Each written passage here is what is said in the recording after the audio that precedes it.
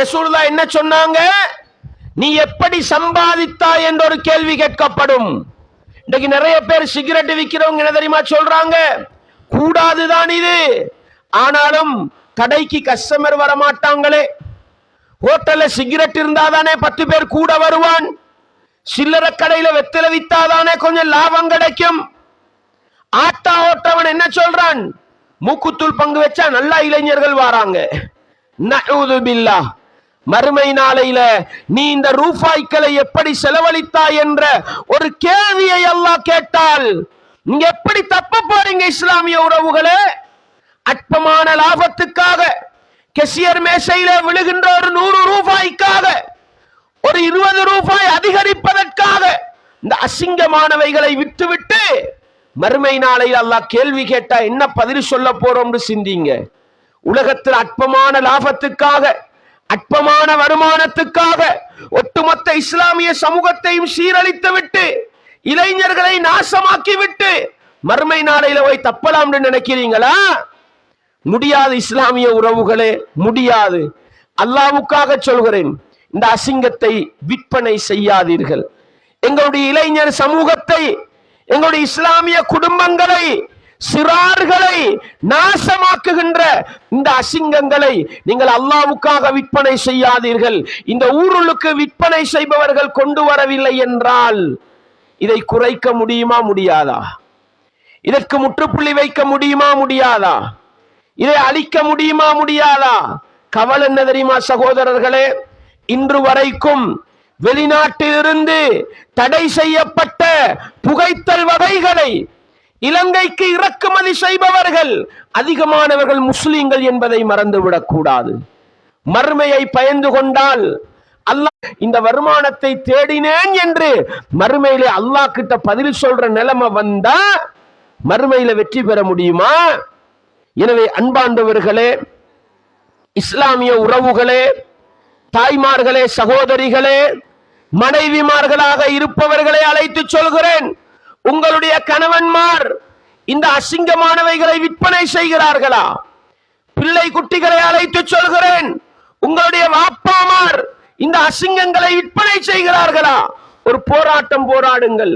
உங்களுடைய கடையிலே நான் சாமன் வாங்க மாட்டேன், உங்களுடைய கடைக்கு நான் டீ குடிக்க வரமாட்டேன், உங்களுடைய கடை பக்கம் நெருங்க மாட்டேன்.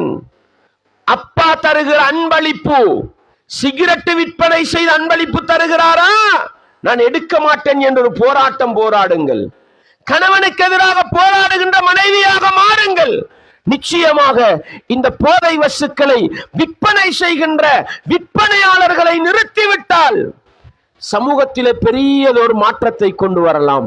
எனவே இந்த புகைத்தலுக்கு முற்றுப்புள்ளி வைக்க வேண்டுமா?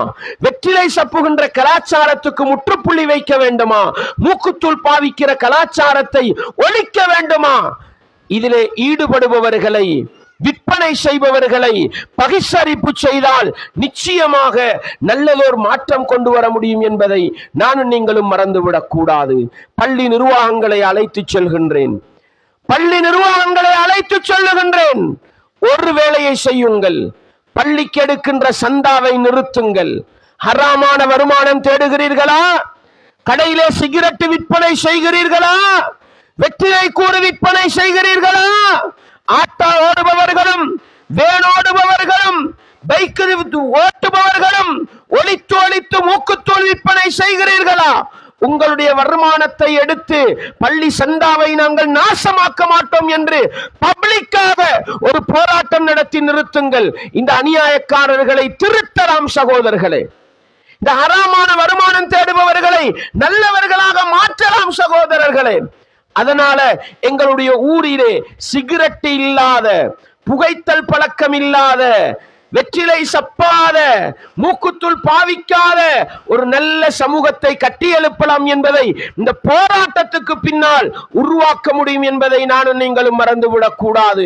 எனவே குர்ஆன் சுன்னாவை நேசிக்கின்ற இஸ்லாத்தை உண்மையாக நேசிக்கின்ற ஒவ்வொரு இஸ்லாமிய உறவுகளும், ஒவ்வொரு பள்ளி நிர்வாகங்களும், ஒவ்வொரு இளைஞர் சமூகமும் மறுமையிலே அல்லாஹ்வுடைய விசாரணையை பயந்து இதற்கெதிராக போராடுவோமாக இருந்தால் சமூகத்திலே நல்ல மாற்றங்களை கொண்டு வர முடியும் என்பதை நானும் நீங்களும் மறந்துவிடக் கூடாது. இன்னொரு விடயத்தை சொல்லுகின்றேன். புகைத்தல் பழக்கமாக இருக்கலாம், வெற்றிலை சப்புகின்ற கலாச்சாரமாக இருக்கலாம். எங்களுடைய சமூகத்திலிருந்து ஏன் ஒழிக்க முடியாது? எங்களுடைய சமூகத்திலே இன்னும் இன்னும் போதை வசு பாவனைகள் தலை தூக்குகிறது. அதற்கு சிகரெட்டு குடிக்கின்ற ஒவ்வொருவரும் காரணம், ஒவ்வொரு தந்தைமாரும் காரணம், வெற்றிலை சப்புகின்ற ஒவ்வொரு உம்மாமாரும் ஆட்சிமாரும் காரணம். என்ன செய்கிறோம்? தந்தைமார்களே, சகோதரர்களே, தாய்மார்களே, வளர்ந்து வருகின்ற பிஞ்சு குழந்தைகள், வளர்ந்து வருகின்ற பிஞ்சு குழந்தைகள் கையில சல்லிய கொடுக்கிறோம், போ சிகரெட் வாங்கி கொண்டு வா. கையில சல்லிய கொடுக்கிறோம், போ வெத்திலே வாங்கி கொண்டு வா. அவனுக்கு சிகரெட்டுண்டா என்னன்னு தெரியாது, அவனுக்கு வெத்திலண்டா என்னன்னு தெரியாது. ஆரம்ப கட்டம் அவன் வெறுமனே ஒரு போஸ்ட்மேனாக இயங்குகிறான், ஒரு புரோக்கராக இயங்குகிறான். கடையில போய் சிகரெட்டை வாங்கிக்கிட்டு வாரா. எத்தனை வயசுல இருந்து? 4 வயசு 3 வயசுல இந்த அநியாயத்தை செய்யறான். இப்படியே உங்களுக்கு புரோக்கர் வேலை பார்த்து பார்த்து சிகரெட்டை வாங்கி கொண்டு வந்து தந்து தந்து, வெத்திலைய வாங்கி கொண்டு வந்து தந்து தந்து ஓ லெவல் வரைக்கும் வருகிறான், 8ஆம் வகுப்பு வரைக்கும் வருகிறான், 13வது வயசு வரைக்கும் வருகிறான். அடே, இவ்வளவு காலமும் நான் தானே வாப்பாக்கு வாங்கி கொண்டு வந்து கொடுக்கிறேன். வாப்பாட சல்லிய களவெடுத்து இன்னொரு சிகரெட் வாங்கி வாப்பாவை போல நானும் பத்த வச்சு டொய்லெட்டுள்ளுக்கு இருந்து இழுத்து பார்த்தா என்ன? பாடசாலை டொய்லெட்டுள்ளுக்கு போய் இழுத்து பார்த்தா என்ன? அன்பாண்டவர்களே, இது சாதாரண பிரச்சனையா? இது வெற்றிலையை சப்புகிறோம், மூக்குத்தூள் பாவிக்கிறோம். உங்களுடைய வீட்டுக்குள் வாழ்ந்து வருகிற சிறிய பிள்ளை இதை பார்க்கிறது. வெற்றிலே வாங்கி கொண்டு வந்து வந்து தருகிறான். காலப்போக்கிலே குடுகஞ்சா அபின் வரையிலே அவனை கொண்டு போய் சேர்க்கிறது. இந்த பிள்ளைகள், இந்த சிறார்கள் நாசமாகி போவதற்கு பெற்றோர்கள் காரணம் இல்லையா? தாய்மார்கள், சகோதரிகள் காரணம் இல்லையா? அடையப்பா, நீங்க குடிக்கிறண்டா, நீங்க வாங்கி குடிச்சு நாசமா போங்கப்பா. வளர்ந்து வருகிற பிள்ளை சமூகத்தை நாசமாக்குற வேலையை செய்றீங்க. பிறகு வளர்ந்ததுக்கு அவன் சிகரெட்டை குடிச்சா பாப்பா என்ன நீ எப்படிடா குடிப்பாயின்னு சண்டை பிடிக்கிறார். இவன் திருப்பி கேட்கிறான், உங்களுக்கு கேளுண்டா, எனக்கு கேளாதா? நீங்க தானே என்னைய 10 வருஷம் வாங்க வச்சது, நீங்க தானே பழக்கினதுண்டா பாப்பா சப்பு சுப்பு பேசாம போறாரு. இந்த கேவலமான தொழிலை விடுங்கள், பிள்ளைகளை நாசமாக்குகிற பணியை விடுங்கள், பிள்ளைகளுக்கு ஒழுக்கத்தை காட்டிக் கொடுங்கள். அதன் மூலம் தான் சமூகத்திலே நல்ல மாற்றத்தை கொண்டு வரலாம். ரசூலுல்லாஹ் என்ன சொன்னாங்க? மன் சன்ன ஃபில் இஸ்லாமி சுன்னத்தன் சய்யிஅத்தன் ஃபலஹு இஸ்முஹா வ இஸ்மு மன் அமில பிஹா. ரசூலுல்லாஹ் சொன்ன இந்த ஹதீஸை மறக்காதீர்கள். யாராவது ஒருவர் இஸ்லாத்திலே இருக்கின்ற ஒரு பாவமான, ஒரு மோசமான வழிமுறையை காட்டிக் கொடுத்தால் அவருக்கு அதனுடைய பாவமும் கிடைக்கும். அவருக்கு பின்னால அந்த பாவத்தை செய்பவர்களுடைய பாவம் எல்லாம் சேர்ந்து கிடைக்கும். எப்படி?